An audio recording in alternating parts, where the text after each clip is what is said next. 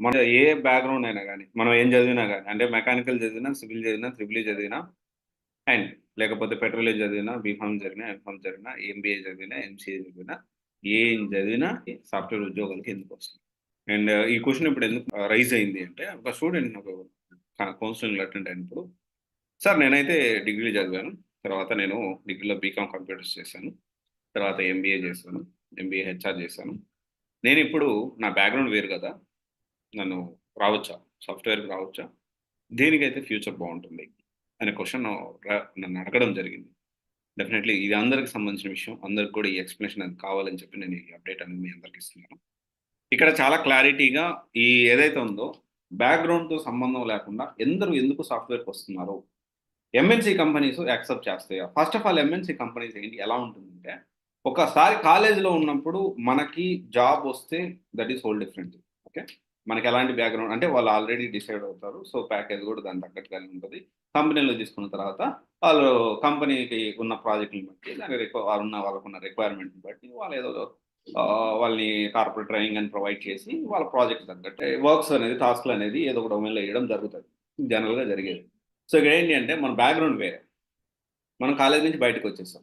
మనం ఏదో కోర్స్ నేర్చుకున్నాం. ఆ కోర్స్‌లో ఎక్స్‌పర్ట్ అయిపోయాం. ఇక్కడ ఎలా ఉంటుందంటే కొన్ని నోటిఫికేషన్స్ మాత్రమే ఓకే. కొన్ని నోటిఫికేషన్స్ మాత్రమే స్పెసిఫిక్‌గా ఎంసీఏ వాళ్ళు కావాలి. ఐటీ సీఎస్‌సి అని చెప్పి కొన్ని సీఎస్‌సి వాళ్ళు. కొన్ని డొమైన్స్ వీళ్ళు మాత్రమే అంటే ఈ బ్యాక్‌గ్రౌండ్ ఉన్న వాళ్ళు కావాలని చెప్తుంది. ఇదెప్పుడు మాట అంటే 3 ఇయర్స్, 4 ఇయర్స్ బ్యాక్. ఇప్పుడు ఆల్‌మోస్ట్ ఎలా ఉంటున్నారంటే కాలేజీ నుంచి బయటకొచ్చిన తర్వాత కంపెనీ రిక్వైర్మెంట్ ఏంటి అంటే, వాళ్ళకి గావాల్సిన స్కిల్ ఏంది? నీ బ్యాక్‌గ్రౌండ్‌తో సంబంధం లేదు. ఓకే. నువ్వు డిగ్రీ చదివావా? లేకపోతే ఎంబీఏ చదివావా? ఎంసీఏ చదివావా? లేకపోతే బీటెక్‌లో మెకానికల్ చేసావా? వాళ్ళకి సంబంధం లేదు. వాళ్ళకి కావాల్సింది ఏంటి అంటే, నా దగ్గర ఈ so and so example power BI మీద ఉంది. లేకపోతే డెవాప్స్ మీద ఉంది. లేకపోతే డెల్ భూమి మీద నాకు ఓపెనింగ్స్ ఉన్నాయి. మీరు అది నేర్చుకున్నారా లేదా అనేది ఇక్కడ ఇంపార్టెంట్. అంతే. అది మాత్రమే వాళ్ళకి గావాలి.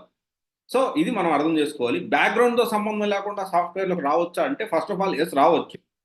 అసలు ఎందుకొస్తున్నారు అంటే డెఫినైట్‌లీ ఆపర్చునిటీస్ వైస్ చూసుకున్నా, ప్యాకేజ్ వైస్ చూసుకున్నా గానీ, లేకపోతే మనకి ఫ్యూచర్ పరంగా చూసుకున్నా గానీ, కంపారిటివ్‌లీ తక్కువ టైంలో చాలా షార్ట్ స్పాన్‌లో ప్యాకేజెస్ అనేవి ఎక్కువ పెరుగుతాయి. అండ్ నెక్స్ట్ ఇంక వెంటనే తక్కువ టైంలో ఎక్కువ ప్యాకేజ్ వస్తదంటున్నారు. కరెక్టే బానే ఉంది. కానీ ఉద్యోగాలు కూడా పోతున్నాయి కదా! ఎప్పుడు ఉద్యోగాలు ఉంటే ఎప్పుడు పోతాయో చెప్పలేం గదా! సాఫ్ట్‌వేర్ అంటే అదే గదా! అనుకుంటాం. ఇది సాఫ్ట్‌వేరే గాదు. అన్ని డొమైన్స్‌లో ఇలాగే ఉంటుంది. ప్రైవేట్ ఉద్యోగం అంటేనే ఇలా ఉంటుంది. కానీ తక్కువ టైంలో మనకు కొంత ప్యాకేజ్ పెరిగి కొంచెం మనం మంచిగా లైఫ్‌ని లీడ్ చేయొచ్చు.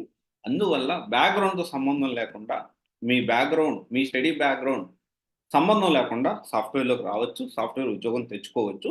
అందరూ సాఫ్ట్‌వేర్ ఎందుకొస్తున్నారు అంటే దానికి ఆపర్చునిటీస్ ఎక్కువున్నాయి కాబట్టి. కంపెనీస్ యాక్సెప్ట్ చేస్తాయి అంటే 100% మీ బ్యాక్‌గ్రౌండ్‌తో సంబంధం లేకుండా మీరు నేర్చుకున్న స్కిల్స్‌ని బట్టి, వాళ్ళ రిక్వైర్మెంట్‌ని బట్టి వాళ్ళు మిమ్మల్ని తీసుకుంటారు. ఇది మనం అర్థం చేసుకోవాలి. ఓకే. సో, ఎప్పుడైతే క్వెషన్ అనేది చాలా మందికి ఈ డౌట్ ఉంటుంది. నేను ఎంబీఏ చేశాను. నా ప్రొఫైల్‌కి ప్రిఫరెన్స్ ఉంటుందా? నేను డిగ్రీ చేశాను.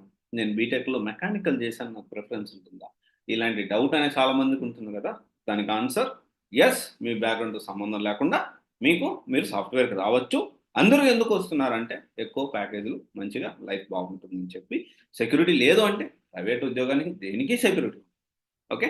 కాకపోతే మనము సక్సెస్ అవ్వచ్చు. బ్యాక్‌గ్రౌండ్ సంబంధం లేకుండా సాఫ్ట్‌వేర్‌కొచ్చి ఎప్పుడు సక్సెస్ అవ్వచ్చు తెలుసా? కంటిన్యూయస్ లెర్నింగ్ ఉన్నోడు సక్సెస్ అయితాడు. ఓకే. లెర్నింగ్ అనేది never ending process in software industry. Not only software మన లైఫ్‌లో గూడా లెర్నింగ్ అనేది నెవర్ ఎండింగ్ ప్రాసెస్. అలాగే ఎప్పుడు ఏదో ఒకటి నేర్చుకుంటున్నాం అంటే, డెఫినైట్‌లీ మన లైఫ్‌లో చాలా ముందుకెళ్తాం. Okay, that's the solution. Thank you. This is Ras signing off. This is the guidance providing one stop solution for all the above. Thank you.